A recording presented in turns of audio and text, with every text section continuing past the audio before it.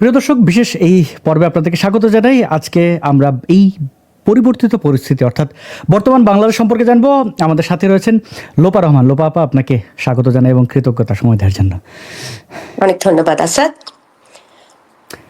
লোপা রহমান, আপনার সাথে ৬ বছর পরে আবার স্ট্রিমে, সেই ২০২০ সালে একবার আপনার সময় পেয়েছিলাম এবং আমরা ডিসকাস করছিলাম তৎকালীন বাংলাদেশ নিয়ে। বর্তমান বাংলাদেশ আপনি কি দেখলেন ইউনূসের এই ১৭ মাসের সময়টা? ইউনূসের ১৭ মাসের সময়টা এটা আসলে সত্যি কথা বলতে যেটা যে অবশ্যই খুব হতাশ হয়েছিলাম টু সাম এক্সটেন্ট। কারণ প্রথম দিকে ভেবেছিলাম, বাই দ্য ওয়ে আমি একটু আমার অবস্থানটা বলি। হঠাৎ করেই দেখলাম সবার মানে ফেসবুক প্রোফাইল চেঞ্জ হয়ে যাচ্ছিল, লাল রং দিয়ে একদম ঢেকে যাচ্ছিল। সবাই খুব মানে হাসিনার পদত্যাগ চাই সেরকম চিৎকার চেঁচামেচি করে বলছিল এবং বেশিরভাগ মানুষই সেটাই চাচ্ছিল এবং সেটা মানে চাওয়াটাই খুবই স্বাভাবিক। কারণ এতগুলো বছর সে এরকম মানে সাধারণ মানুষগুলোর উপরে যে অত্যাচার করেছে, স্বৈরাচারী সরকার যেটা বলে আর কি, সেই স্বৈরাচারী সরকার যখন লম্বা সময় থাকে তখন দেশের মানুষ স্বভাবতই অনেক দুর্ভাগা আর কি, মানে দুর্ভাগ্য তখন তাদের বহন করতে হয়। তো সেই জায়গা থেকেই হয়তো তারা এরকম বিপ্লব বিদ্রোহ করেছিল। কিন্তু আমি কিন্তু তখন খুব একটু সন্দিহান ছিলাম। আমি জানতাম যে আমি শেখ হাসিনাকে ডেফিনেটলি এরকম একটা স্বৈরাচারী সরকারকে ক্ষমতায় দেখতে চাই না, but at the same time আমি ভাবছিলাম যে কে আসবে মানে শেখ হাসিনাকে রিপ্লেস করে কাকে পাবো আমরা, একটা সরকারকে যেই সরকার আদৌ আমাদের বাংলাদেশের অবস্থান বুঝবে কিনা কিংবা ভালোবাসা থেকেই সেই সরকার পরিচালনা করবে কিনা। কারণ আসাদ, তুমি নিশ্চয়ই জানো যে স্বাধীনতা যুদ্ধের পর থেকে এই পর্যন্ত আমরা এখন পর্যন্ত একটা সেরকম একটা সরকার পাইনি যে সরকার প্রকৃত অর্থেই দেশকে ভালোবেসে দেশের জন্য কাজ করবে। সো আমি আসলেই একটু একটু হতাশ ছিলাম যে কি হতে যাচ্ছে না যাচ্ছে। তারপর যখন ইউনূস চলে আসলো তখন তো মনে হচ্ছে ওয়াও, এটা তো একদম সেই রকম একটা ব্যাপার পেয়ে গেলাম যে একটা নোবেল মানে জয়ী একটা মানুষ, সে নিশ্চয়ই দেশটাকে ঠিক সেইভাবেই চালিয়ে নেবে, তাই না? তো সেখানে তো কোনো ধরনের কোনো মানে কি বলবো মানে যে মানে এক পেশে ব্যাপারটা থাকবে না। সে প্রকৃত অর্থেই যেহেতু একজন জ্ঞানী মানুষ, সে তার জ্ঞানের আলোকে সেভাবেই তিনি দেশটা চালাবেন। তো যাই হোক, তারপরে এই যে ভোটাভুটি হলো, যারা খুশি ছিল প্রথম দিকে যে না ইউনূস তো আমাদের জন্য সেরকম করছেন, তারাই দেখলাম যে যখন ভোটে হেরে গেল তখন কিন্তু তারাই আবার বলছে যে ভোটটা আসলে ঠিক মতো হয়নি, ভোটের প্রসেস ঠিক ছিল কিন্তু ভিতরে যে গন্ডগোল হয়ে গেছে। তো এখন সেই সময়টাতে ইউনূসের সময়টাতে অবভিয়াসলি অনেক মানে বেশি ভয়ঙ্কর ঘটনা ঘটেছে, যেটা আমরা হয়তো টু সাম এক্সটেন্ট আমি বলবো শেখ হাসিনা যখন ক্ষমতায়ও ছিল তখনও কিন্তু আমরা সেটা দেখিনি। যেমন কতগুলো মানুষকে তুমি ভালো করেই জানো যে একটা মানুষকে আগুনে পুড়িয়ে মেরে দেওয়া হয়েছে, একটা হিন্দু লোককে। সে জীবনেও কখনো এক্স্যাক্টলি সে জীবনে কখনো সোশ্যাল মিডিয়া চালায়ও নি, কিন্তু ওই যে হঠাৎ করে মানে একটা মানে ইসলামদের সেই রকম একটা পাওয়ার চলে আসলো ইউনূসের সরকারের সময়। তো যেটা সবচেয়ে বেশি ব্যথিত করেছে এবং তার মধ্যেই আনুষঙ্গিক ঘটনাগুলো তো ছিলই। তো যাই হোক, তারপর একটা তাছাড়া আরেকটা ঘটনা আছে তো, নুরাল পাগলার একজন মৃত মানুষের মারা যাওয়ার ১৫ দিন পরে তার লাশ কবর থেকে তুলে পুড়িয়ে ফেলেছিল এবং সারা বাংলাদেশে মাজার ধ্বংস করা, মাজার ভাঙা, বাউলদের উপরে আক্রমণ, এগুলো ম্যাসিভ আকারে হয়েছে। এক্স্যাক্টলি সো অবভিয়াসলি যেটা খুবই হতাশ ছিল। এবং ইউনূস সরকার, আমার মনে আছে যে তিনি যখন প্রথম এই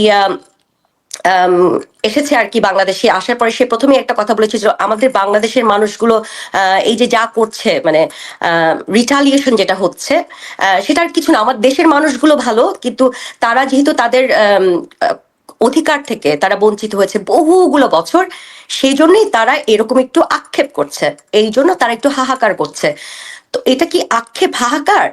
কারণ আমার কাছে মনে হয় আছে যে বাংলাদেশের মানুষগুলো এরকম, যদি মানে তাদেরকে যদি একটু রেস্ট্রিকশনের মধ্যে না রাখা হয়, তাহলে কিন্তু তাদের ওই ধর্মটা মাথাচাড়া দিয়ে চলে ওঠে এবং তখনই তারা এইসব গ্যাঞ্জামগুলা করে। এটা অবশ্য আমি একটু অপটিমিস্টিক ভাবেই বলতে চাই, সিনিক্যাল না হয় নাই হলাম।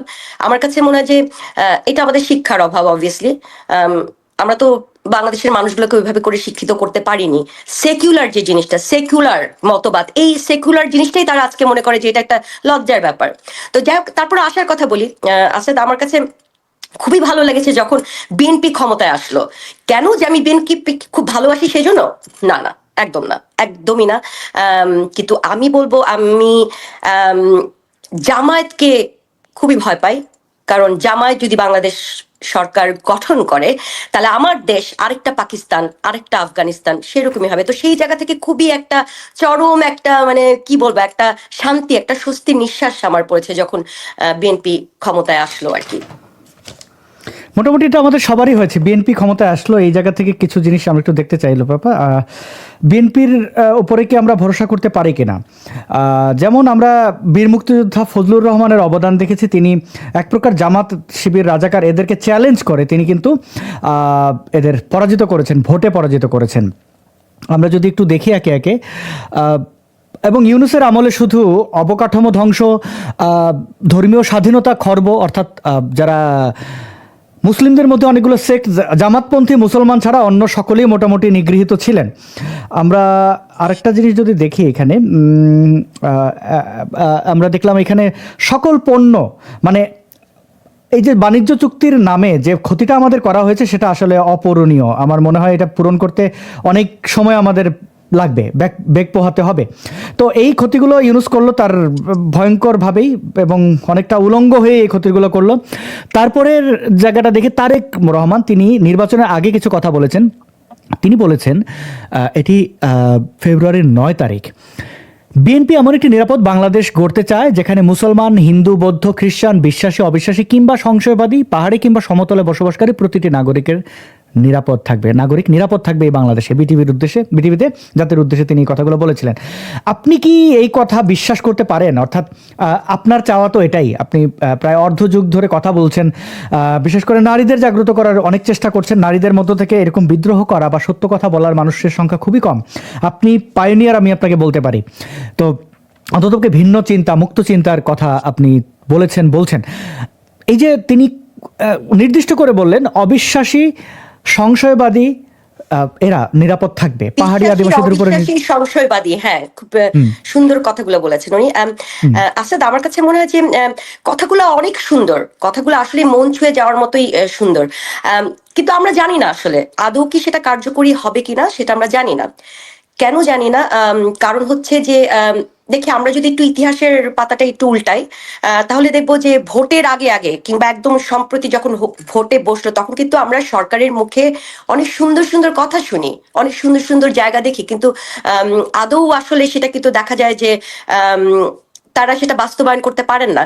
এই সেকুলারিজম একটা ওয়ার্ড হচ্ছিল একটু আগে, তো আমি যতদূর জানি যে 1977 সালে এই সেকুলার ওয়ার্ডটা আমাদের জিয়াই কিন্তু আমাদের মানে এটা চেঞ্জ করেছিলেন, তাই না? সো তারপর আমি আশাবাদী হতে চাই, কারণ তারেক যেহেতু বহু বছর ইউকের মতো একটা জায়গায় থেকেছেন, তাই না?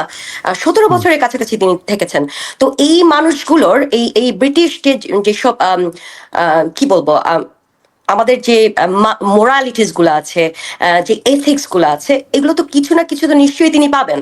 সো সেইখান থেকে আমি আশা করবো যে এত সুন্দর একটা কথা বলেছেন, এটা আসলেই উনি বাস্তবায়ন করবেন। আর আরেকটা জিনিস আসাদ, আমি যখন খুব ভয় পাচ্ছিলাম যে জামাত আসলেই যে ক্ষমতায় আসবে কিনা, পরে মনে হলো যে জামাত যে ক্ষমতায় আসেনি এবং বিএনপিকে ভোট মানে আজকে জয়ী হয়েছে তারা, এই জয়ী হওয়ার পেছনে আমি দুইটা জায়গাকে বলবো যে সবার আগে এই দুই জায়গায় কিন্তু তাদেরকে জয়ী করেছে ভোট দিয়ে। এক হচ্ছে নারী, আরেক হচ্ছে অমুসলিম।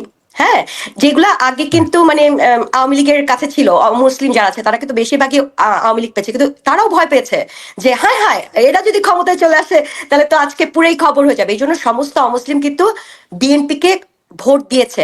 আমারই দেখা কয়েকটা মানুষ, এরা জীবনে পলিটিকের কাছে ধারে কাছেও যায় না, মানে তারা অমুসলিম, জীবনেও কোনো কিছু পলিটিক্সের নাম গন্ধই নেই, কিন্তু তারা সেই অনেকগুলো মাইল পথ পাড়ি দিয়ে ভোট দিতে গিয়েছে, কারণ একটা ভয়ে যে যাতে জামায়াত ক্ষমতায় না আসে।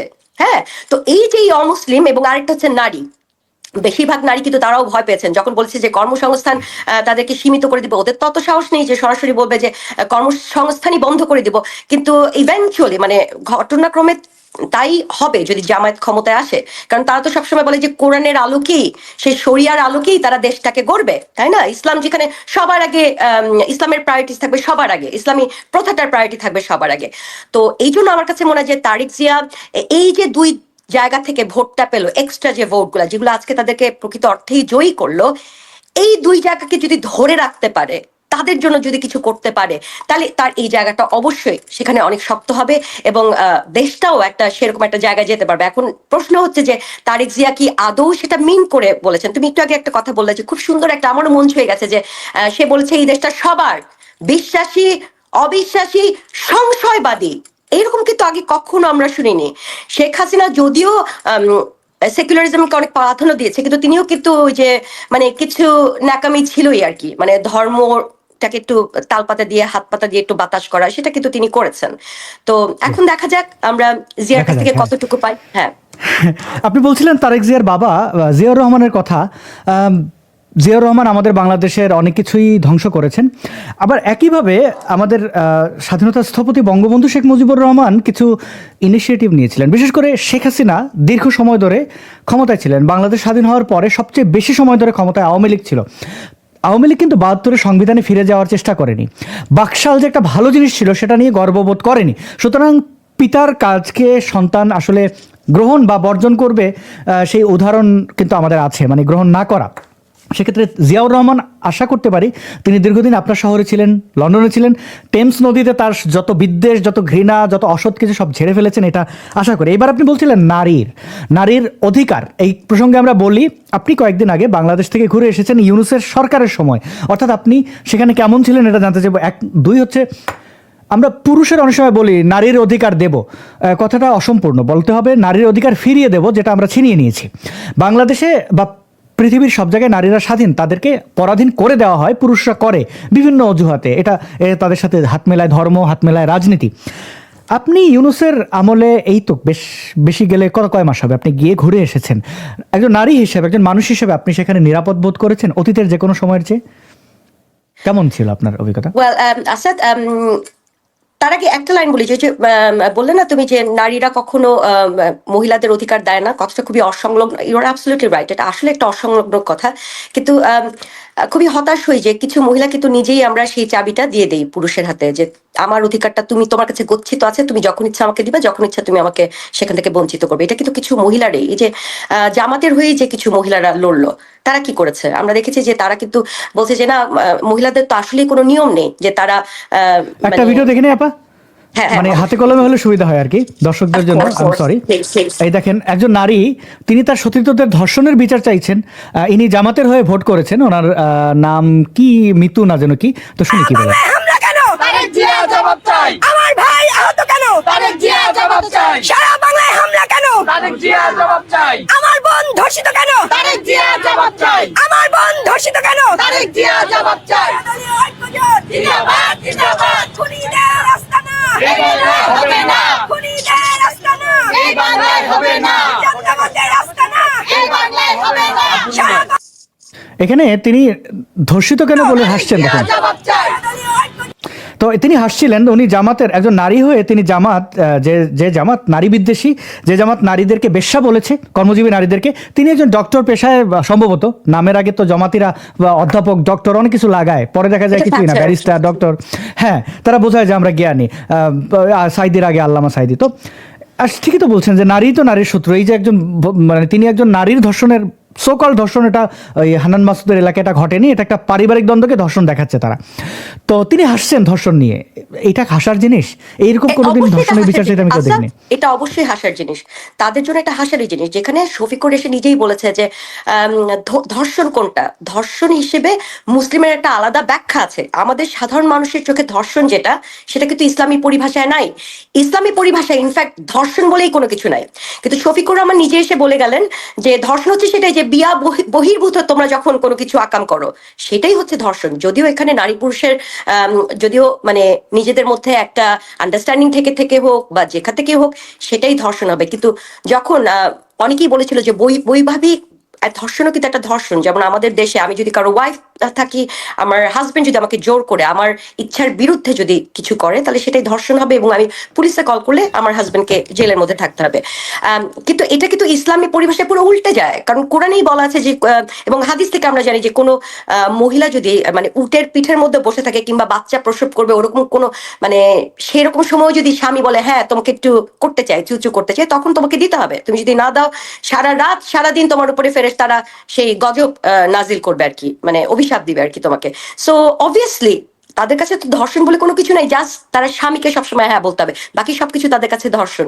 তো আমার কাছে মনে হয় যে যখন অন্যান্য কিছু মহিলা মারা যায়, ধর্ষিত হয়ে যখন মারা যায়, তখন তাদের মধ্যে একটু বুকে কামড় লাগে যে আহারে মানুষটাকে মাইরেই ফেললো, কিন্তু সবার আগে তারা নিজেদের মনে আবার এটাও সান্ত্বনা দেয় যে ওই বেটি গেছিল কিছু একটা জামা কাপড় পরে, এই জন্য এরকম হয়েছে, আমি হলে তো যাইতাম না, সেই গেছে। মানে আলটিমেটলি কিন্তু যে ধর্ষণ হচ্ছে তার ব্যাপারেই কিন্তু সেই ব্লেমটা চলে আসছে।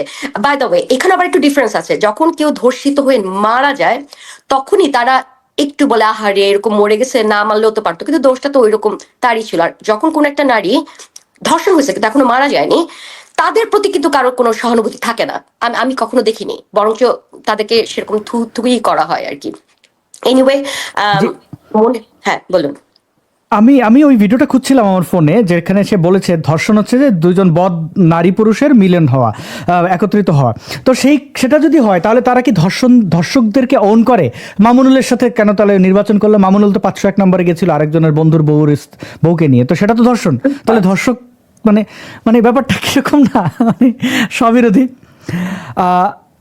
আমরা একটা ভিডিও দেখি নারীদের ব্যাপারে, বলছিলেন যে এই যে নারীরাই নারীদের শত্রু, যেমন পুরুষরা বলে নারীদের অধিকার দেব, এই কথাটার মধ্য দিয়েই কিন্তু এটা প্রমাণ হয় যে অধিকার সে খর্ব করেছে, দেবে মানে কি, এটা মনে হচ্ছে যে তো আমি একটা ভিডিও দেখাই যেখানে এই বদদের আসলে সহযোগী কারা? সহযোগী হচ্ছে কিন্তু আবার একদিকে নারীরাই। আমি সেই ভিডিওটি একটু দেখাই যে জামাতে ইসলামের নারী শাখার একজন তিনি দিলশানা পারুল, তার বক্তব্যটা গুলি করে মেরে ফেললো শোরের বাচ্চারা, তারপরে তোরা জাস্টিফিকেশন নিয়ে আসিস, তোদের হচ্ছে যে লজ্জা লাগে না? তোরা তো মানুষের জন্ম না, মানে মরার পরে কোন দুটো খেয়ে চান্স পাবি সেটা তো পরের বিষয়। আগে এই সমস্ত লেখক, শিল্পী, অভিনয় শিল্পী, নারীবাদী, এনজিও কর্মী, কুত্তার বাচ্চা, শোরের বাচ্চা যেগুলি আছে, যেগুলি আবার করে নামছে আওয়ামী লীগকে নতুন করে ইনেবল করার জন্য, নতুন করে পুনর্বাসন দেওয়ার জন্য, একদম পশ্চাৎ দেশ দিয়ে ঢুকায় দেয় এই সমস্ত হচ্ছে গিয়ে এনাবলিং করার জন্য। তোদের 2000 আমার বাচ্চা মারছে, তোদের নেত্রী, তোদের স্বীকৃতি নিয়ে আগে তোরা এই জবাব দে, তারপরে তোরা তোদের লেখা চোদাইস, তারপরে তোরা তোদের শিল্পী মারানি চোদাইস, তারপরে তোরা তোদের অ্যাক্টিভিজম চোদাইস। আগে তুই আমার বাচ্চার মৃত্যুর হিসাব দে, তোর পুলিশ, তোর নেত্রী যে গুলি করে মারলে এই হিসাব তুই। আচ্ছা, এটা ছিল তার ভাষা। আমি আর পরেরটা আরো খারাপ, এখানে আরো গালাগালি করেছে। তো এটা জামাতি একজন নারীর বক্তব্য, তার প্রথমে টার্গেটটা দেখেন, আপনি একটু ভালো করে খেয়াল করবেন পাপা। তার টার্গেট কিন্তু এনজিও কর্মী নারী, নারীবাদী, মানে নারী কেন্দ্রিক। সে নারী হয়ে তার রাগ কিন্তু সব নারীদের উপরে। যেমন এই যে জামাত ইসলামের পুরুষদের রাগ, সকল রাগ নারীদের উপরে। এই বেটি তুই, বেটির গরুর বেটি, বাজারে গেলেও বেটি, হাঁটতে গেলেও বেটি, সব জায়গায় বেটি, ওই বেটি তুই গড় থাক, এরকম রাগ দেখেন তার একই রাগ। শোরের বাচ্চারা, তারপরে তোরা জাস্টিফিকেশন নিয়ে আসিস, তোদের হচ্ছে যে লজ্জা লাগে না? তোরা তো মানুষের জন্ম না, মানে মরার পরে কোন দুটো খেয়ে চান্স পাবি সেটা তো পরের বিষয়। আগে এই সমস্ত লেখক, শিল্পী, অভিনয় শিল্পী, নারীবাদী, এনজিও কর্মী, কুত্তার বাচ্চা, শোরের বাচ্চা যেগুলি নারীদেরকে সে গালাগালি করছে। এবং তার যে আমির, সে আমিরের বক্তব্য, আপনি কাউকে সিগারেটের একটা স্টিক টান দিয়ে ঠুকে নিতে দেখবেন না। তো তারা সিগারেট খায় না, ওদিকে আমরা তাদের যে সেই ব্যারিস্টার কি নাম, এস এম শাহরিয়ার কবির কি যেন, বিড়ি খায় ধুমাইয়া। তো এই দিশাহারা পারুল, সেও ধুমাইয়া বিড়ি খায়, আরো অনেক কিছু খায়। এবং মানে এই হচ্ছে যে জামাতের অবস্থা। এবং তাদের হাতে নারী, এবং সেই দেশে গিয়ে আপনি ঘুরে এসেছিলেন, কেমন লাগলো? বা তাদের ব্যাপারে মন্তব্য করবেন, এই নারীরা যে গালাগালি করে এইভাবে। ওকে, আমি আমার একদিক থেকে আমি বলবো আমার সৌভাগ্য, আমি এটা সৌভাগ্য হিসেবেই বলবো যে আমার কিছু হয়নি, আমি একদম সুস্থ মতো ফেরত এসেছি। এবং তার আরেকটা কারণ হচ্ছে যে একটা সময় আমি যখন ভাইরাল হয়েছিলাম তখন অনেক মানুষই আমাকে চিনে গিয়েছিল। এখন কিন্তু আমার সোশ্যাল জায়গায় সেরকম মানে অ্যাক্টিভিটিস নাই, আমার যে মেইন পেজটি ছিল সেটাও কিন্তু ডিঅ্যাক্টিভেটেড, ডিসাইবলড হয়ে গেছে। সো আমার ওইরকম মানুষজন আমাকে ওইভাবে চেনেও নাই, সত্যি কথা যেটা। তো এখান থেকে আমি বেশ ভালো ছিলাম। আর আরেকটা ব্যাপার হচ্ছে যে আমি খনিকা নামের একটা বাসায় আমার জন্মগ্রহণ হয়। আমি এইবার কিন্তু খনিকাতেই ছিলাম, আমি বাসার বাইরে খুব একটা বেরোইনি, 2 দিন মাত্র বের হয়েছি, তাও খুব কম সময়ের জন্য আর কি। তো আমি ওখান থেকে সেফ ছিলাম, ওখানে কোনো সমস্যা হয়নি। কিন্তু বাংলাদেশের যদি আমি বলি যে মানে মানে তুমি যেটা বলছো যে মানে সেফ, আসলে মানে সবাই কি সেফ কিনা আমার মতো, আমার কাছে মনে হয় যে ছোটবেলা থেকে তো একটু আদরে বড় হয়েছি, এবং আশেপাশের আমার কিছু মানুষ আছে তারা কিন্তু মুসলিম, no doubt about it, but তারা আমাকে স্নেহ করেন, তারা আমাকে ভালোবাসে, ছোটবেলা থেকে আমাকে অনেক আদরের মধ্যে যত্ন করে আমাকে মানে বড় করছে তারা। সো এই মানুষগুলোর ভিড়েই ছিলাম, এই জন্য I felt safe, absolutely safe feel করেছে। আমার কাছে মনে হয়নি যে আমার কোনো একটা ক্ষতি হতে পারে। দেন এগেন ভয় তো ছিল আসাদ। আমি যখন ইংল্যান্ড ত্যাগ করি আমাকে সবাই আমাকে এসে বলেছিল যেও না যেও না, সেরকম একটা কিছু একটা হয়ে যাবে। আমি ভাবলাম যে যদি হয়েও যায়, একটা বিশেষ কারণে আমি গিয়েছি, কারণটা না হয় নাই বলি অনলাইনে, বাট বিশেষ একটা কারণে মনে হচ্ছিল যে আমার যেতেই হবে। তো আমি একটু ইমোশনাল, সো ওই জায়গা থেকে আমি গেলাম। কিন্তু যাওয়ার আগে কিন্তু আমি উইল করে দিয়েছি আমার বাচ্চাদের যে আমার যদি জাস্ট ইন কেস কিছু একটা যদি হয়, খুব তড়িঘড়ি করে সমস্ত উইল টুইল করলাম এবং সবাইকে ফোন করে। আমি একটা ফরেন কারেন্সি ব্যাংকে আমি ব্যুরো ম্যানেজার হিসেবে কাজ করতেছি। আমি ইভেন আমার যে বস আছে, আমার যে কলিগ আছে, আমার ফ্যামিলি মেম্বারকে বলে গেলাম যে এই যে ব্রাঞ্চের চাবি এখানে আছে, এই যদি আমি যদি মরে যাই তাহলে এই হবে। এই তো সবাই খুব ভয় পাচ্ছিল, বাট আমিও ভয় পাচ্ছিলাম। বাট দেশে যাওয়ার পরে আমার মনে হচ্ছে I felt relaxed. It's not because যে দেশের অবস্থা খুবই সুন্দর, খুবই safe, no, it's just only because আমি এই ক্রেডিবিলিটি দিতে চাই শুধুমাত্র আমার পাশের মানুষগুলো যারা আমাকে অনেক যত্নে আগলে রেখেছে। এবং এগুলো মানুষের সংখ্যা খুবই সীমিত, but yet again I felt safe just only because of them. তো তাদেরকে আমার মন থেকে আর কি সেই কৃতজ্ঞতা। আর দেশের ব্যাপারে যেটা বললাম, আমি একবার মানে বাইরে যখন বের হয়েছি সেখানে 2 দিন আমি এরকম একটা হচ্ছে চিড়িয়াখানার ওই জায়গাটাতে গিয়েছিলাম, চিড়িয়াখানা বোটানিক্যাল গার্ডেন যেটা, সেটা মানে ছোটবেলার অনেক স্মৃতি আছে ওখানে, তো ওই জন্য গেলাম ওখানে। সেখানে খুব বেশি মানুষ ছিল না, 2-1 মানুষ ছিল, তারা আমাকে ওইভাবে চিনতে পারেনি লাকিলি। আরেকদিন গিয়েছিলাম যে আরেকটা মানে বিজয় 16ই ডিসেম্বরের ঠিক আগের দিন একটা অনুষ্ঠান ছিল, তো সেখানে খানিক কয়েক মিনিটের জন্য আমি ছিলাম। তো সেখানে আমি দেখেছি যে কিছু লোক আমার দিকে তাকিয়েছে, কিন্তু কেউ যে এসে কোনো একটা গালি দিবে বা কোনো কিছু, আমার মনে হচ্ছে বেসিক্যালি ওরা আমাকে চিনতেই পারেনি। সো ওইখান থেকে আমি খুব মানে রিলিভড আর কি যে আমাকে চিনতে পারিনি। যদি চিনতো তাহলে হয়তো ঘটনাটা অন্যরকমই হতো, কারণ আমাদের অতীত জায়গা থেকে তো আমরা দেখেছি যে কতগুলো মানুষকে মেরে ফেলেছে। এখন পর্যন্ত কোনো নারী নাস্তিককে বাংলাদেশ মেরেছে কিনা আমি জানি না, কিন্তু হ্যাঁ মানুষ তো মেরেছে। সো ওখান থেকে তো আসলে কখনোই আমি বলতে পারবো না যে আমি 100% সেফ। আর এখনো যদি আমি যাই, এখন যদি এই যে তোমার লাইভে আসলাম, আমার তো অ্যাক্টিভিটিস অনেক কম, এখন যদি অ্যাক্টিভিটিস বাড়িয়ে দেই আমি, তুমি যেটা বললে যে আমি তো পায়োনিয়ার, আমি ওভাবে দেখি না, কিন্তু তারপর যদি একটু বাড়িয়ে দেই অ্যাক্টিভিটিস, যে হ্যাঁ ঠিক আছে আমি মানুষের জন্য আরো কিছু করবো, আমার তো ওই জায়গা থেকে ভয়ও লাগে যে এখন যতটুকু করছে এটা তো মনের জ্বালা মিটাচ্ছে আর কি, যে হঠাৎ মনের মধ্যে একটু কষ্ট লাগে, তখন এসে অনলাইনে এসে বলছি।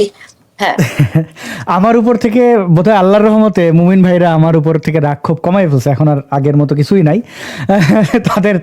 তারা হেদায়েত হয়ে গেছেন।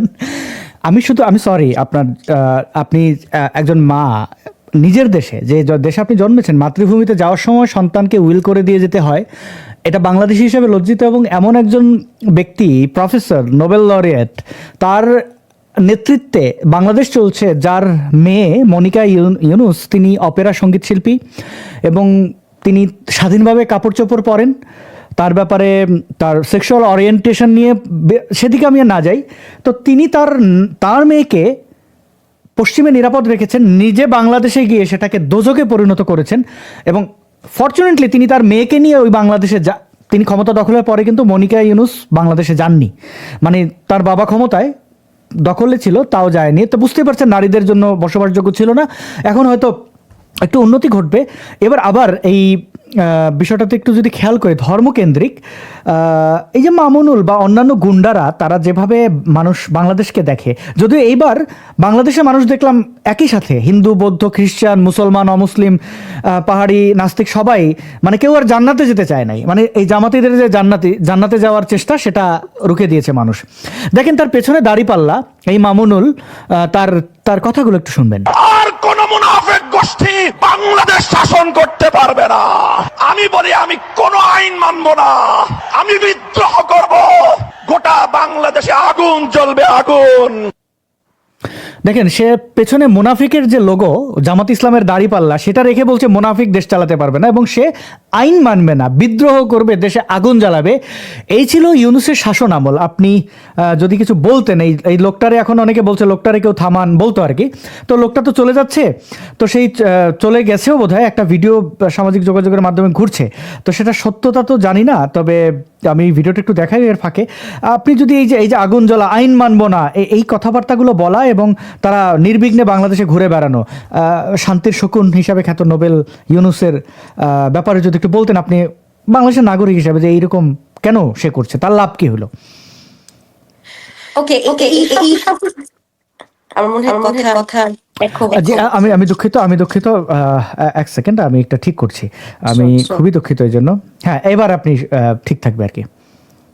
হ্যাঁ, তো এখন কথা হচ্ছে যে ইউনূসের মানে কিছু তো এক পেশে জায়গা আছেই অবভিয়াসলি, কারণ সে এরকম নোবেল যে একটা বিজয়ী হয়, নোবেল বিজয়ী হওয়া মানে তো সেই মানুষটা সেই রকম ধরনের অ্যাডভান্স থাকবে অন্যান্য মানুষ থেকে, তার ইনোভেটিভ মাইন্ড আরো অনেক বেশি অ্যাডভান্স থাকবে সাধারণ মানুষ থেকে, সেরকমই তো আমি আশা করছিলাম।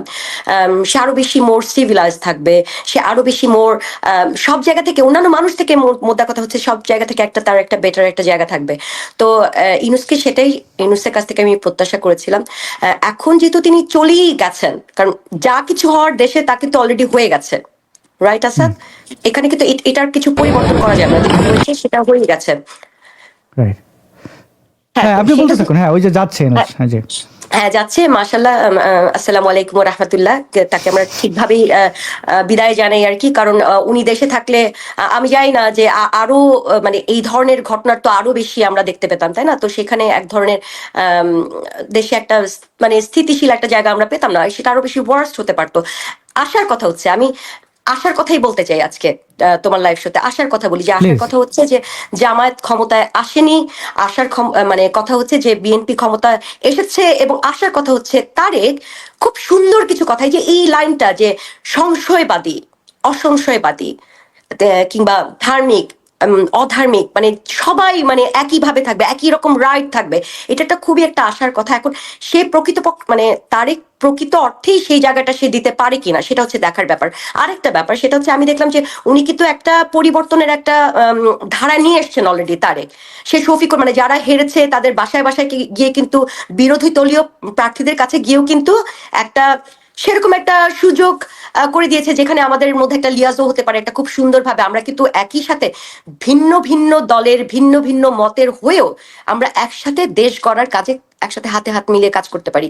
এই জায়গাটা কিন্তু উনি দেখিয়েছেন এইবার, আমি কিন্তু আগে কখনো দেখিনি যে এরকম করে কোনো গিয়েছে। সো এটা আরেকটা আশার কথা, আমার আশার লিস্টে এটা আরেকটু অ্যাডেড হয়েছে। কিন্তু এখানে আমার একটা প্রশ্ন তারেক জিয়ার কাছে থাকবে, সেটা হচ্ছে যে আমাদের এই ইউকেতে আমি তো দুই দেশেরই সিটিজেন, আমি একই সাথে একজন ব্রিটিশ নাগরিক, একই সাথে একজন বাংলাদেশি নাগরিক।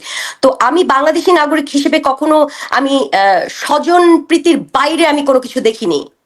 আওয়ামী লীগ বলেন, বিএনপি বলেন, যেই বলেন না কেন, মানে আমি ক্ষমতায় নাই তো অন্য কেউ যে অ্যাডেকুয়েট, যার সেই জায়গাটা আছে সে না, কিন্তু আমার যে রক্ত সেটাই হবে মানে পরবর্তী পথ প্রদর্শক, সেটাই আমরা দেখেছি। কিন্তু এই ব্রিটিশ নাগরিক হিসেবে আমি কিন্তু সেটা আবার দেখিনি। ব্রিটিশ নাগরিক হিসেবে আমি যেটা দেখেছি সেটা হচ্ছে যে পার্লামেন্ট চলে হচ্ছে house of lord and house of commons. House of লর্ডরা তো তারা তো সেখানেই রয়ে গেছে, সেখান থেকে তো কোনো বাইরে আসার উপায় নাই, কিন্তু ডিসিশন মেকার করে কিন্তু হাউস অফ কমন্স, যেখানে কিন্তু নেপোটিজম মানে যে স্বজন প্রীতির কোনো বালাই নেই। তা আমার প্রশ্ন থাকবে তারেক জিয়ার কাছে যে উনিও কি সেই একই জায়গায় হাঁটবেন কিনা। আরো একটা কথা বলি, আল জাজিরাতে ওই যে মির্জা ফখরুল আলমগীরকে দেখলাম যে একটা ইন্টারভিউ দিতে, হ্যাঁ, তো সেখানে তাকে আলমগীরকে প্রশ্ন করা হয়েছে যে তারেক জিয়ার সময় তো বহুত করাপশন হয়েছে বাংলাদেশে, 2001 থেকে 2006 সালের মধ্যে মানে 64 জেলাতেই বোমা পড়েছিল, তাই না? এবং বহুত ভয়ঙ্কর ভয়ঙ্কর সব আমরা দেখেছি তারেক জিয়ার এগেনস্টে এই সব কথাগুলো আছে। তো সেখান থেকে তো আপনার জায়গাটা আরো অনেক বেশি সহজ সরল এবং অ্যাডেকুয়েসি আপনার বেশি একজন রাজনৈতিক নেতা হিসেবে, কারণ আপনার ভালো জায়গাগুলো সেখানে অ্যাডেড আপ আছে। তো সেখানে তারেক জিয়াকে হটিয়ে দিয়ে আপনি কেন মেইন প্রধান জায়গায় আসতে পারবেন না, এটা ফখরুল আলমগীরকে প্রশ্ন করা হয়েছিল। সে নিজেই পুরা ভেবা জায়গা খেয়ে গেছে, বলছে না না না এটা তো কোনো করেই হয় না, তারেক জিয়া তো অনেক ভালো, আমরা মানে এই যে মানে পাঁচাটা মানে নাম বলে চাকরি থাকবে না। যাই হোক, যেটাই হোক না কেন আমার কাছে মনে হয় যে এই জিনিসগুলোই আমার কাছে মনে হয় যে তারেক জিয়া যেহেতু একটা মানে দিন বদলের একটা জায়গা দেখিয়েছে, উনি কিন্তু নতুন, উনি এই জায়গায় পায়োনিয়ার, একজন রাজনৈতিক নেতা হিসেবে উনি এইবার পায়োনিয়ার ছিলেন, এন্ড স্যালুট টু হিম। এটা আখেরি যাতে উনি ধরে রাখতে পারে এবং এইগুলো যাতে আসলে ইমপ্লিমেন্ট করতে পারে, এই আশাটাই আমি রাখবো আর কি তার কাছে আর কি। জি, অনেক ধন্যবাদ। এবার লোপা রহমান, আমরা একটু শিক্ষা ব্যবস্থা, বাংলাদেশের শিক্ষা ব্যবস্থা সম্পর্কে একটু জানবো। তার আগে মাদ্রাসায় আমরা জানি, এই নিয়ে আপনি অনেক কথা বলেছেন যে মাদ্রাসায় যেন শিশুদেরকে বলাৎকার না করা হয়, কোনো ধরনের নির্যাতন না করা হয়, তাদেরকে যেন সুশিক্ষা দেওয়া হয়। সুশিক্ষার তো আগাগোড়া নাই। আমরা দেখলাম স্বয়ং জামাত ইসলামের আমির, যাকে চুম্মা আমির বলেন, কারণ সে শিশুদেরকে এইভাবে, এটা ব্রিটেনের, সে নাকি ডক্টর দাবি করে, মানে বললামই তো এদের কোনো টাইটেলের ঠিক নেই।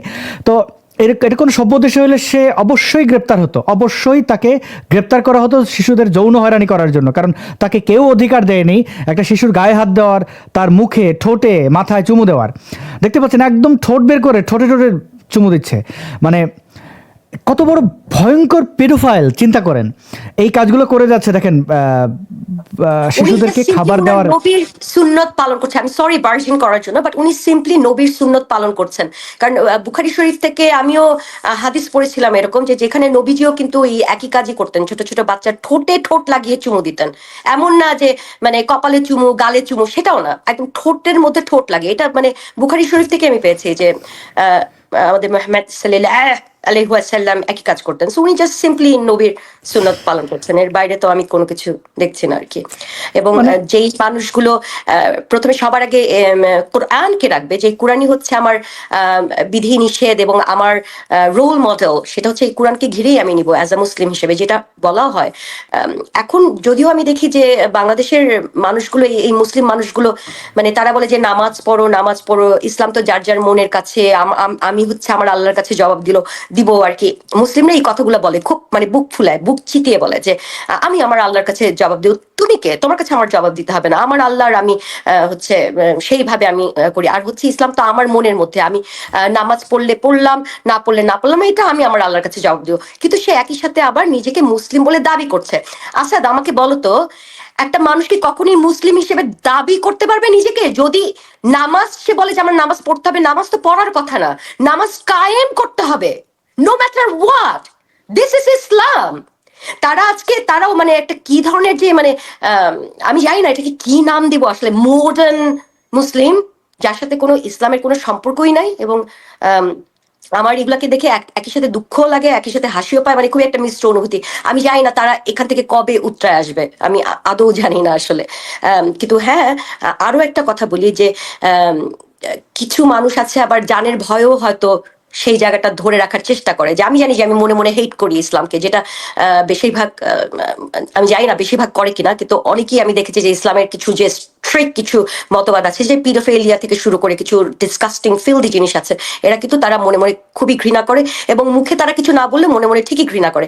ইয়েট এগেইন তারা নিজেদেরকে মুসলিম বলে দাবি করছেন, কারণ তাদের অবস্থান বাংলাদেশেই, বাংলাদেশের বাইরে হয়তো তারা কখনো যেতে পারবেন না, এবং তাদের লাইফ সবসময় খুবই রিস্কের মধ্যে থাকে দেখেই হয়তো তারা ওই ধরনের কথাবার্তা বলেন। এদের জন্য আমার কোনো কিছু বলার নেই, কিন্তু যেই ট্রেন্ডটা এখন বাংলাদেশে চলতেছে, যে একই সাথে বলবো যে আমি ইসলামকে সেভাবে বুকে ধারণ করি, আলিঙ্গন করি, বাট ইয়েট এগেইন আমার কোনো চলাফেরা, কথাবার্তা কোনো ইসলামের কোনো সম্পর্কই নেই, তাহলে তো এখানে তো মানে এদের জন্য তো কোরআনের সবার আগে বলা আছে যে এরাই সবচেয়ে ওয়ার্স্ট, জাহান্নামের আগুনে চলবে, মুনাফিকেরা। আমরাও তো এদের থেকে অনেক ভালো, অ্যাটলিস্ট আমরা মানে যা বলছি, যা করছি, আমাদের একটা মানে সামঞ্জস্য আছে কথা এবং কাজে। এদের তো কোনো সামঞ্জস্য নেই, সামঞ্জস্য নেই। এবং এরা তো দেখা যায় যে শিশুদেরকে, খালেদ মহিউদ্দিনকে ছাড়ছে না, দেখেন কি অবস্থা, তারা এদের গাটা টিপে দিচ্ছে, গাল টাল টিপে, এই গা টিপে দিচ্ছে। Hold on, seriously? হ্যাঁ, দেখেন আপনি, খালেদ মহিউদ্দিন কিন্তু, আর এই লোকটা পশ্চিমে থেকেছে, নিজেকে সাংবাদিক বলে, তার এরকম গালে হাত দিচ্ছে, এটা ভাবা যায়? দেখেন হাত হাত টিপে দিচ্ছে, এটা পুরোপুরি যৌন হয়রানি। দেখেন মানে কারে কি যে বলিয়া পায়, এটা খুবই দুঃখের আসলে। এবার মাদ্রাসা শিক্ষা নিয়ে আসলে একটু অনেকে ভাববেন আমরা হয়তো ইনসাল্ট করছি, বা এইরকম কোনো উদ্দেশ্য নিয়ে না। আমি একদমই সরল মনে বলি যে এটা দেখানোর জন্য যে মাদ্রাসা শিক্ষাকে কেন আধুনিক করা উচিত, কেন তাদেরকে সুশিক্ষা শিক্ষিত করা উচিত। আমি একটা ভিডিও এখন দেখাবো, প্রিয় বন্ধুগণ একটু আমাকে সময় দেবেন, আমি আবার আনছি যেন সাউন্ড অডিও সহ। লোপাপা, এটা আর কি, মাদ্রাসার এই যে শিক্ষার্থীরা, এরা তো আমাদেরই সন্তান, তাদের আসলে বিকাশের জন্য কি করা যায়, যেমন এই ভিডিওটাতে আপনি দেখেন। তুমি যাবে, সে যাবে, কে যাবে? হুইল গো, হুইল গো, হুইল গো, কে খাবে, কে? আমি যাব, তুমি যাবে, কে যাবে will go will go will go. এটা একটা, আরেকটা হচ্ছে একই একই মাদ্রাসার, তারা ইংরেজি শেখাচ্ছে আর কি, তো শেখানো ভাষা তো ইংরেজি, সেটা সমস্যা না, সমস্যাটা অন্য জায়গায়, আমি একটু বোঝার চেষ্টা করি। Can't, can't, couldn't, couldn't, shouldn't, shouldn't, mustn't, mustn't, might not, can't, আচ্ছা, can't. মাদ্রাসা এইভাবে ইংরেজি শেখানো হয় এবং চিৎকার করে করে আচ্ছা, শেখানো আমি হয়। আগে একটু আমার নিজের অপরাগতা মানে একটু প্রকাশ করছি যে বোঝেন নাই তো, আমি বুঝি নাই। ইংলিশ ছিল সেটা আমি বুঝিনি আসলে। আমি বুঝি নাই। Totally different, মানে ইংলিশ থেকে ইংলিশে তো ওই অনেক মাঝখানে different মাছ different না accent। তরকারি কি কিছু বলেছে, আমি বুঝি না। এখন এখানে দেখেন আপা, এরা কিন্তু শেখ হাসিনা তাদেরকে বিশ্ববিদ্যালয়ে ভর্তির সুযোগ করে দিয়েছে, এবং আপনি দেখেন ওই যে মির্জা আব্বাসের এগেনস্টে একটা ছেলে করলো কি, আসিম নজরুলের ছাগল চুরি করে খেয়ে ফেলেছিল, কি যেন নাম এদের, কি পাটোয়ারি আর কি, তো নাসিরউদ্দিন পাটোয়ারি, তো সেই নাসিরউদ্দিন পাটোয়ারি একবার ইংরেজি বলেছে এরকমই আর কি। আবার ওদিকে হান্নান মাসুদ, মানে এরা সবাই মাদ্রাসা থেকে আসে এবং তাদের ইংরেজি বা একটা ভাষা, সেটা অসুবিধা না, কিন্তু এই যে চিৎকার করে শেখা, এবং এটা একটা দৃশ্য যে তারা কতটা বাস্তবতা বিবর্জিত। এখন সবার কাছে স্মার্টফোন আছে, চাইলে কিন্তু সে যে কোনো একটা ইংরেজি শেখার অ্যাপ থেকে শিখতে পারে, ইউটিউবে শিখতে পারে।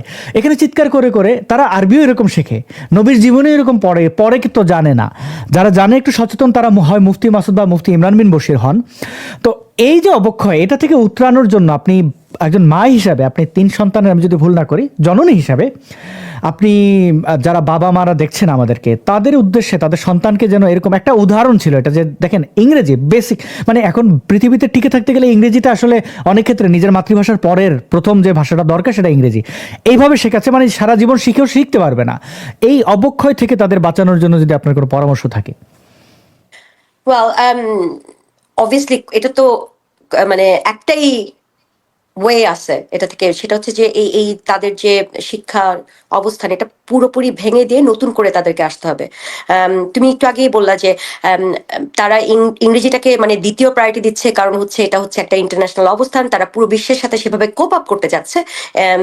সো ওই জায়গা থেকেই তারা এই ইংরেজিটা শিখতে চাচ্ছে। তো সেটা যদি তারা আসলেই ওই অবস্থানটা যদি তারা চিন্তা করেন মনে প্রাণে, এখানে একটা ছোট্ট একটা কথা বলা বাঞ্ছনীয় আছে, সেটা হচ্ছে যে এই যেই হাসিনা যে হচ্ছে অমুসলিমদেরকে অনেক প্রায়োরিটি দিয়েছে, সেকুলারিজমের ওইভাবে সরাসরি না বললেও অনেক সুযোগ করে দিয়েছিল, এই হাসিনাই কিন্তু আমার কাছে মনে হয় সবচেয়ে বেশি একটা অন্যায় করেছেন। সেটা হচ্ছে সে হঠাৎ করে এই যে যারা আরবি মাধ্যমে পড়তো, মসজিদ মাদ্রাসায় পড়তো, এদের সাথে সাধারণ মানুষের সাথে উন্মুক্ত করে দিছে যে এরাই আবার সাধারণ জায়গায় যে প্ল্যাটফর্মে যে পড়তে পারবে সাধারণ মানুষের সাথে। তো তখন কি হচ্ছে, এখানে কিন্তু কিছু যেই মানুষগুলো আসলে অ্যাডিকুয়েট ছিল না, তাদের হয়তো সেই যোগ্যতাটা ছিল না, কারণ মসজিদ মাদ্রাসায় পড়লে কিন্তু আসলেই ইন্টারন্যাশনালি ওইভাবে কিন্তু ইভলভ হওয়া যায় না। তো সেই জায়গা থেকে আমার কাছে মনে হচ্ছে যে তারা যখন নর্মাল আবার ইউনিভার্সিটি মানে অন্যান্য মানুষের সাথে যখন গেল, তখন এখান থেকে কি হয়েছে যে আমরা কিছু হুদাই মানুষ পেয়ে গেছি। হ্যাঁ, আমি নাম কোনো কিছু বলছি না, যে যারা হচ্ছে হয়তো পরবর্তীতে তারা নর্মাল শিক্ষা ব্যবস্থায় এসে তাদের নিজেদেরকে, তারা যেহেতু ট্যালেন্ট ছিল, নো ডাউট অ্যাবাউট ইট, সেই ট্যালেন্ট থেকে তারা নিজেদেরকে এগিয়ে নিয়ে গেছে, কিন্তু তাদের যে ওই যে মেইন জায়গাটা, কোর জায়গাটা, হ্যাঁ, মানুষের বেসিকটাই তো থেকে যায় মস্তিষ্কের মধ্যে, তাই না, যেটা আমি ছোটবেলা থেকে আমি শিখছি, ওই কোর জায়গাটাই কিন্তু ওই ইসলামের মতো একটা ভয়ঙ্কর একটা জায়গা একদম বিধে থাকে, ওইটা কিন্তু বের করা সম্ভব না। তো তখন দেখা যায় যে এই মানুষগুলোই কিন্তু তখন আরো বেশি বদমাইশি করার সুযোগটা পায়। তো যেই জায়গাটা ও মানে উন্মোচন করে দিয়ে গেছিলেন আমাদের শেখ হাসিনাই, খুবই আফসোসের কথা, শেখ হাসিনা করে দিয়েছিল। তো এই জন্য আমার কাছে মনে হয় যে এই দুইটার মাধ্যমে কখনই আমার মনে হয় না অ্যালাইনমেন্ট হওয়া উচিত কিংবা সম্ভব, এটা সম্ভবই না। কারণ যখন তুমি মসজিদ মাদ্রাসায় পড়বা, তখন তোমাকে শিক্ষা দেওয়া হবে অন্যরকম, তোমার তখন পুটু মারাটাও কিন্তু তোমার কাছে মনে হবে যে না, it's okay, it's alright, it's not a problem. কারণ আমিও ছোটবেলায় যদি আমি পুটু মারা খেয়ে খেয়ে বড় হই, আমার কাছে তো মনে হবে ইটস ওকে। এখানের একটা ছেলে, আমার 2 ছেলে 1 মেয়ে, কিংবা এখানে যারা বড় হয়েছে তাদেরকে যদি তুমি একটু গায়ে টাচও করো, তারাও কিন্তু সবার আগে বলবে হেই that's a bad touch, don't do that. School থেকে তাদেরকে শেখানো হয়েছে। এবং বাংলাদেশেও কিন্তু এখন সেই একই জায়গায় আমি দেখি যে সাধারণ যে পড়াশোনা হচ্ছে, সেখানেও কিন্তু গুড টাচ ব্যাড টাচ এগুলো শেখানো হচ্ছে। সো আমার কাছে মনে হয় এই দুই জায়গার অবস্থান কখনোই এক করা উচিত হবে না, নাম্বার ওয়ান। নাম্বার টু হচ্ছে যদি এই মসজিদ মাদ্রাসার মানুষজন যদি আদৌ মনে করে থাকেন যে আমার ইন্টারন্যাশনালি আমাকে অ্যালাইনমেন্ট আনতে হবে, অন্যান্য বাকি মানুষের সাথে একটা যোগসূত্র আমার করতে হবে, এবং সেই রকম ভাবে নিজেকে মডার্ন যেটাকে বলে মানে আরো মানে আধুনিকরণ করতে হবে, তো সেইভাবে আমার কাছে মনে হয় যে তাদের এই পড়ার যে টোটাল সিস্টেমটা এটাই পরিবর্তন করতে হবে। এবং যখনই কোন একটা মানুষ কোন একটা হুজুর সম্পর্কে এরকম একটা জায়গা চলে আসবে যে সে এরকম কাজ করে, তখন কিন্তু একটা কঠিন পদক্ষেপ নিতে হবে। কিন্তু দেখা যায় যে এরা কিন্তু কোনো কঠিন পদক্ষেপ নেয় না। দেখো কোনো হুজুর যদি আজকে প্রায় প্রায় দেখি যে মানে ফেসবুক খুললে দেখা যায় যে ও অমুক হুজুর তো পুটু মারা দিছে, পাবলিক ধরে ধরে তারপরে চিলাচিলি করছে, হ্যাঁ তুই করছিস, পাবলিকরা এখন কিন্তু ওইসব জায়গায় টু সাম এক্সটেন্ট সোচ্চার হয়েছে, কিন্তু কোনো কঠোর ব্যবস্থা নিচ্ছে না, খালি চাকরি থেকে বহিষ্কার করে দিচ্ছে, দ্যাটস ইট। কঠোর কোনো এবং এরা কিন্তু ব্যবস্থা। হ্যাঁ, এরা কিন্তু ব্রিটেনে গিয়েও মানে আপনার দেশেও দেখেন এরা করছে কি, এটা 2021 সালের ঘটনা। আমি যদি একে একে একটু দেখাই, বোঝার চেষ্টা করি। 21 সালের ঘটনা এরকম, ইংল্যান্ডে ধর্ষণের দায়ে বাংলাদেশের 6 বছরের জেল। আরেকজন ব্যক্তি রিসেন্ট এই 2-3 দিন আগে ব্রিটেনে যৌন নির্যাতনের দায়ে 71 বছর বয়সী বাংলাদেশির কারাদণ্ড, এবং সে আল্লাহর বান্দার চেহারাটা দেখেন, একদম সাক্ষাৎ নুরানি চেহারা। এবং এই ব্যক্তি কিন্তু স্বয়ং বাংলাদেশি মেয়েদেরকে ইসলাম শেখানোর কথা বলে তাদের ভূতে আচর করেছে, এগুলো বলে বলে তাদের ধর্ষণ করে। এবং নির্যাতনের সংখ্যা 29টি, মানে হাফ সেঞ্চুরি করে ফেলতো আর কিছুদিন যদি এটা ব্রিটেন না হতো, বাংলাদেশ হতো। এবং সেখানে শিশু মাইনরদের এই কাজটা করতো। তো ব্রিটেনে যারা ইসলাম শেখাতে গিয়ে এই ধরনের মোল্লাদের কাছে বাচ্চাদেরকে দেয়, তাদের ব্যাপারে একটু যদি সতর্ক করতে না মানে বাংলাদেশে যেমন নিরাপদ নয়, ব্রিটেনে তো না, বা পশ্চিমেও তো না। এখানে কিছুটা পার্থক্য অবশ্যই আছে আসাদ। পার্থক্য এই জন্য কারণ হচ্ছে এখানের মানুষগুলো কিন্তু সেগুলো জানে, মানে এগুলো, এবং অ্যাকশন নেওয়া হচ্ছে, কিন্তু তারপরেও একদম লুকিয়ে থাকে, হঠাৎ করে বের হয়ে যায়, তখন কিন্তু সেটা নিয়ে সেরকম ছিছি হয়, এবং এই মানুষগুলোর কিন্তু সেই জায়গাগুলো একটা পানিশমেন্ট হয়। যেমন আমি আমার নিজের দেখায়, মানে আমি তো আমার ছেলে মেয়েদেরকে আরবি মানে শিখাতে পাঠাতাম, ছোটবেলার কথা বলতেছি। ওর একটা সময় আমি আমার বড় ছেলেটাকে ইনফ্যাক্ট প্রাইভেটলি স্কুলে পাঠিয়েছি, যেখানে সরকারি স্কুল ফ্রি ছিল, কিন্তু প্রাইভেটলি পাঠিয়েছি যাতে ইসলামী শিক্ষাটা শিখতে পারে। এখানের ইসলামী শিক্ষার যে স্কুলগুলো আছে সেগুলো কিন্তু মোটামুটি অন্যান্য যেই জায়গাগুলো আছে ওদের সাথে কিন্তু অ্যালাইনমেন্ট থাকতে হয়, নাহলে কিন্তু একাডেমিক্যালি ওরা কোনো সার্টিফিকেটে পাবে না। সো ব্রিটেনের জায়গাটা একটু ভিন্ন। ওরকম টিচারের ক্ষেত্রে যে এখানে আমি আমার বাচ্চাদেরকে একটা লোকের কাছে পাঠাতাম, সেই ভদ্রলোকই হঠাৎ করে এরকম এক্সপোজড হয়ে গেল যে একটা 9 বছরের একটা মেয়ের সাথে সে টাচাটাচি করছে আর কি, কোনো সেক্সুয়াল কোনো সম্পর্ক করেনি, কিন্তু টাচ আর কি, ব্যাক টাচ আর কি, সেটাই দেওয়া হয়েছে, এবং সেটার জন্য তার কিন্তু 3 বছরের জেল হয়েছে। এবং 3 বছরে যখন জেল হচ্ছে তখন কিন্তু এই যে যারা মুসলিম প্যারেন্টস আমরাই যারা ছিলাম, আমরাই কিন্তু সবার মাধ্যমে এই কথাটা ছড়িয়ে দিয়েছে, এই যে এই লোক এটা কিন্তু খুবই খারাপ, সো এখানে আপনারা কেউ যাবেন না। সো সবাই কিন্তু এখান থেকে বের হয়ে আসছে, কিন্তু বাংলাদেশের ব্যাপারটা কিন্তু সেরকম না। বাংলাদেশের ব্যাপারটা কি হয় যে এই ধরনের লোকগুলো আবার বের হয়ে এসে বলবে আমাকে তো ট্র্যাপে ফেলা হয়েছে, আমাকে তো কি বলে, আমি তো আসলে এটা করি নাই, কিন্তু ওরা আমাকে, আমি একটা ভালো মানুষ, আমাকে সেরকম ভাবে একটা ইহুদি নাসারার চক্রান্ত, এক্স্যাক্টলি, যে ভিকটিম রোল কার্ড প্লে করা।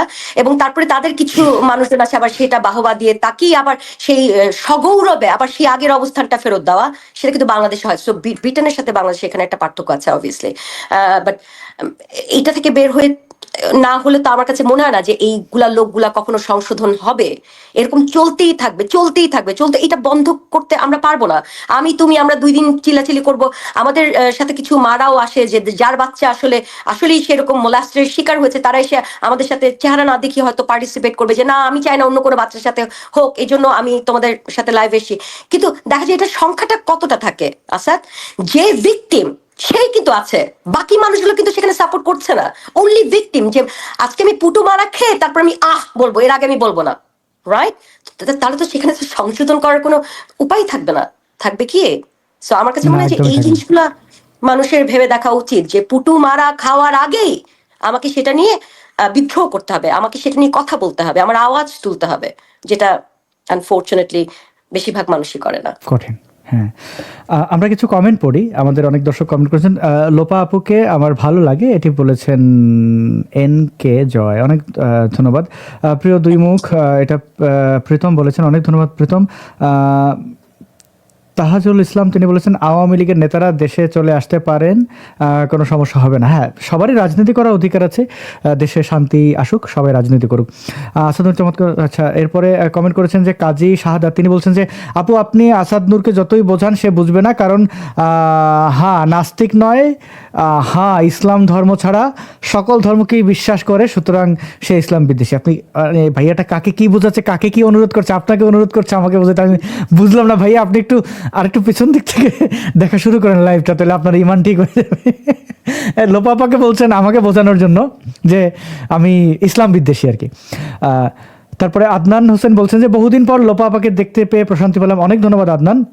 আমরা একদম শেষের দিকে আপনি যদি লোপা রহমান, আপনি যদি আমাদেরকে একটু রাজনৈতিক ব্যাপারে সচেতন থাকা এবং ধর্মীয় ব্যাপারে সচেতন থাকার পরামর্শ দিতেন, অর্থাৎ বিশেষ করে বাংলাদেশের নারীদের, কারণ নারীদের উপরে আসলে পরবর্তী প্রজন্ম আমাদের অপেক্ষা করে। যেমন শেখ হাসিনার সময় যে ছেলেমেয়েরা বেড়ে উঠেছিল, তারা জুলাই আন্দোলনের মাধ্যমে তারা দেখালো যে কতটা অসভ্য আমাদের জেনারেশন, যে ধরনের শব্দ ব্যবহার করলো, যে কাজগুলো করলো। বিশেষ করে আজকে আমরা দেখছি তারেক রহমানের মেয়ে, সম্ভবত জায়মা ইসলাম বা জায়মা রহমান, তার একটা ছবিকে ডিপ ফেক ভিডিও বানিয়ে যেখানে দেখানো হচ্ছে যে হিন্দি গানের সাথে নাচছেন এবং তার ক্লিভেজ দেখা যাচ্ছে। এটা হচ্ছে অপরাধ বাংলাদেশের রাজনীতিতে, এবং এটা করেছে শিবিরের ছেলেপেলেরা। আবার এর কিছুদিন আগে দেখা যাচ্ছে শেখ হাসিনার কোনো এক নাতি বা শেখ রেহানার মেয়ের মেয়ে বোধ হয়, সে কোনো একটা হ্যালোইন পার্টিতে কিছু একটা ড্রেস আপ ছিল, ওয়েস্টার্ন আউটফিট, এটাকে দেখিয়েও তাকে বুলি করা হয়েছে। এবং এই বুলিটা করেছে স্বয়ং, আমি দেখেছি ইয়েকেও, মির্জা ফখরুল ইসলাম আলমগীরের মেয়ের জামাই ফাহাম আব্দুল সালাম এই কাজটা করেছে। মানে এই যে ঘৃণা। আবার বাংলাদেশে দেখলাম শেখ হাসিনার প্রাইভেট গার্মেন্টগুলো নিয়ে তৌহিদি জনতা এইভাবে মানে পতাকার মতো করে তারা ওড়ালো। তো এই অসভ্যদের যেন মায়েরা তৈরি না করে, জন্ম না দেয়, জন্ম দিলেও যেন তাদের মানুষ তৈরি করতে পারে, এই ব্যাপারে যদি একটু সচেতন করতেন। আমি আসলে খুব অসহায় হয়ে এই অনুরোধটা করতে বলি আপনাকে, যে আমাদের দেখতে খারাপ লাগে এই অবক্ষয়, এই সামাজিক এই ছেলেপেলেগুলোকে। জি বাবা। ওয়েল, আমার কাছে মনে হয় যে এইগুলা থেকে পরিত্রাণ পাওয়াটা আসলে ডিফিকাল্ট হবে, যেহেতু সাধারণ মানুষের মধ্যে বলি না যে শিক্ষার বড়ই অভাব। আবার যারা নিজেদেরকে শিক্ষিত বলে দাবি করছে, এরাও হচ্ছে মুখস্থ বিদ্যার মধ্যেই আছে আর কি। এরা কিন্তু মানে বাকি যে অন্যান্য পৃথিবীর যে জায়গাটা আছে, সেই জায়গাটার মধ্যে কিন্তু তারা মানে প্রকৃত অর্থেই তাদের সিনক্রোনাইজটা হবে না। কারণ হচ্ছে যে মেয়ে ছেলে আলাদা আলাদা করে রাখা, বলা যে মেয়েরা একটু আলাদা থাকবে, ছেলেরা আলাদা থাকবে। তো সেখানে আমার কাছে তো মনে হয় যে একটা ছেলে যখন একটা মেয়ের সাথে সেইভাবে মানে বন্ধুত্বপূর্ণ সম্পর্ক হবে না, যখন শুধুমাত্র একটা মেয়েকে মেয়ে হিসেবেই দেখবে, একটা নারী যে ওর তো খালি একটা ফুটো আছে, নারীদের যদি একটা ফুটো না, যাই হোক ওইসব কথায় নাই গেলাম আর কি।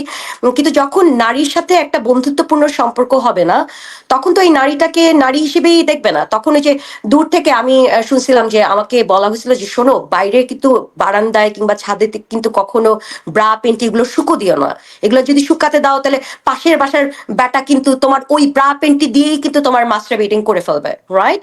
এবং দিস আর ভেরি নর্মাল বাংলাদেশে। এবং এটা কেন হচ্ছে? কারণ হচ্ছে পৃথিবীর অন্যান্য মানুষজন যখন মানে এত দূরে এগিয়ে গেছে যে নুড বিচ, আমি এই যে যেখানে থাকি এখানে নুড বিচ আছে, যেখানে পুরো নাঙ্গা হয়ে শুয়ে আছে, কেউ কোনো ধর্ষণ করছে না, অনেকে তাকাচ্ছেও না। যদিও আমি তাকাইছি, কিন্তু আমি যেহেতু বাংলাদেশে বড়, আমার কিন্তু খুব কিউরিয়াসিটি, ন্যাংটা হয়ে শুয়ে আছে, একটু সানগ্লাস পরে একটু আরে একটু দেখা আর কি। হ্যাঁ, তো এটা কেন হয়েছে আমার মধ্যে কিউরিওসিটিটা কেন এসছে? আমি যদি ছোটবেলা থেকে ব্রিটেনে জন্ম হতাম, তাহলে প্রথমবার যখন গিয়েছিলাম নিউডবিচে আমার কিউরিওসিটিটা ওরকম আসতো না, আমি আমাকে দিয়েই বললাম।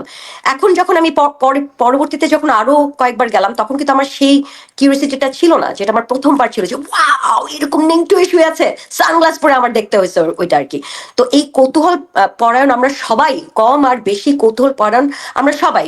তো এই কৌতূহল পরায়ণ থেকে যদি মানে এটা তো পরিত্রাণ পাওয়া যাবে না, কৌতূহলটা বাই বার্থ আমরা নিয়ে আসি এই জায়গাটা। কিন্তু যেটা থেকে পরিত্রাণ পাওয়া যাবে সেটা হচ্ছে যে যেই ব্যাপারে আমার কৌতূহল আছে সেটা সম্পর্কে শিক্ষা নেওয়া, সেটা সম্পর্কে জ্ঞান নেওয়া, তখনই কিন্তু এই জায়গাটা থেকে বের হতে পারবো। তো আমার কাছে মনে হয় যে সেক্স এডুকেশন খুবই ইম্পর্টেন্ট।